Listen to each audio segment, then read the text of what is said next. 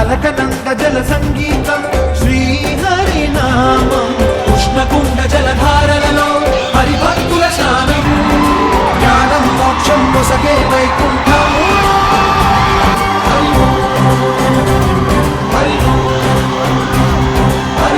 వడిగా ఉరుకులెత్తగా చెడులు కడిగి పుణ్య ఫలము నివ్వగ శృతులు కృతులు గతులు గతులు చెలరేగా వ్యాసం ఇతిహాసం ఆ వ్యాసుడు ప్రవచించంగా పట్టం గణపతిదై కురు చరితము విరచించంగా యజుస్సామరు అథర్వ శాఖలుగా ఈ కొండపై పాకండగా ఆ విష్ణు పాదమే వెలసింది వేదాలనే విభజించిన శ్రీ వ్యాసపీఠమై విరిసింది అరకనంద జల సంగీ